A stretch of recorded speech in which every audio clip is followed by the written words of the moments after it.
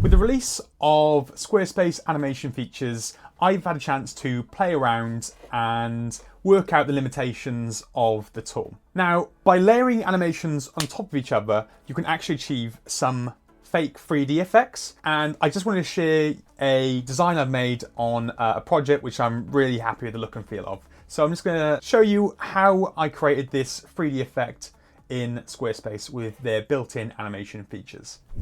Essentially, what I've done is I've added an image with animation, and what it's doing is it's rotating, skewing, then holding for just half a second, and then coming back around. And I've got that on an infinite loop.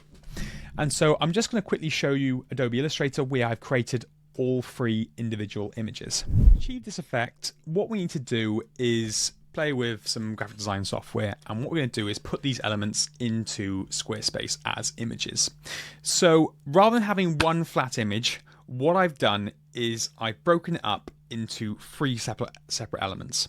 What that means is that when the object moves on the screen, we can offset it ever so slightly to give it this idea that it's expanding and coming out the page, and it gives it this fake 3D effect. So what I've done is taken one concept, which is typically it would look like this in one image, but what I've done is I've broken up into its fundamental parts. So these are RCS cards, which would appear in a text message, some of the notes that we've added alongside it, and then the mock-up. And the important thing with this is that they all remain in the same frame. Now you can do this exact same thing inside of Canva or Affinity or whatever you choose, but for my case, I'm using this with Adobe Illustrator. So what we'll then do is export all these images as transparent PNGs, and we're going to add them individually to Squarespace. Okay, so back now in Squarespace. Essentially, what I have done is I've layered up 3 images on here. So I'm just going to quickly get this up in front of me. If I break this apart, you'll see we have the text messages on their own, we have the cards, and then we have the mock-up of the phone. And basically, all of these have animation applied. So if I click on this image, click on Edit, you'll see here I've got animation. And basically what I've done is I've got a loop here. It's got a ping pong effect, meaning that it'll go there, then come back. It's set to ease, and basically what that means is rather than a sudden animation, it's easing into that movement, then easing back out. I put a duration of 3 seconds and a delay of 0.2. And it's really important that these are exactly the same on every image that we apply this to. So just to give you a quick preview, it's basically going like that, turning, skewing, then returning to its original position. So to change the time, you just click on timing and you copy these exact settings. Then in the end point, this is where the image will go to. And basically what I've got is scale here. So how big is it going to squash and stretch? So I can choose the scale to make that illusion of it kind of turning and tilting. I've got the offset, meaning where does it push up to? So I've just only put it down a little bit on each, and you can sort of see how this would offset the image from its original position. And then I've got the skew, and this is what makes the effect look 3D. So that's probably too much, but by having just a little bit of skew in it, it looks like it's going from flat to 3D, as if I picked up the phone and kind of turned it. And you know, even with those changes there, you can sort of see how I've messed it up. So I don't want to change that too much. So I want to put that back to where it was originally. But basically, the only main change that I've made is rather than them all having the exact same animation, which would just make it look like they're all flat, I changed the offset ever so slightly. So if I go to this image, clicked on it, you can see there the offset is -1 and -11 on the y-axis. So x-axes are going that way, y-axes are that way. And so we're at -1 and -11.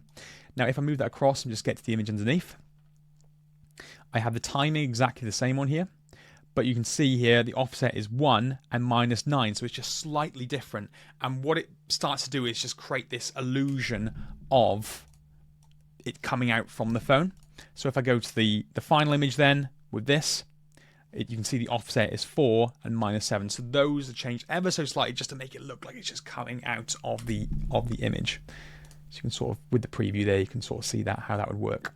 Now, as a finishing touch, what I have done is I've added in a shadow effect. And you can create this from Canva or Adobe Illustrator, whatever works. And the only thing I've done with this is I've applied my same exact timing, so making sure it's ping pong, ease, duration, delay, making that exactly the same so it looks like it's kind of moving with the phone. And with the end position, what I've done is I changed the scale and I've changed the offset, so it looks like it's kind of going smaller when the phone's further away, it's casting less of a shadow. And when it's closer, then it's casting more of a shadow, so it's bigger. So what my shadow's doing is just moving up and down like that with the phone. It just gives a little bit more life to it. So it's up to you to have a little bit of a play with this. But as you can see, when I put these together, I go back to the original. What's happening is they're all skewing at the same time. All the movements the same. The only thing that's a little bit different is the offset, where it's just slowly coming out a little bit. It just looks like those messages are just escaping the screen. This also works on mobile, so those exact effects will transfer over to mobile. I just think it's a really nice way of being able to create 3D effects without actually using any 3D software in there. Thank you for watching. If you're interested in achieving this exact effect in your Squarespace website, feel free to get in touch at pixelhaze.studio.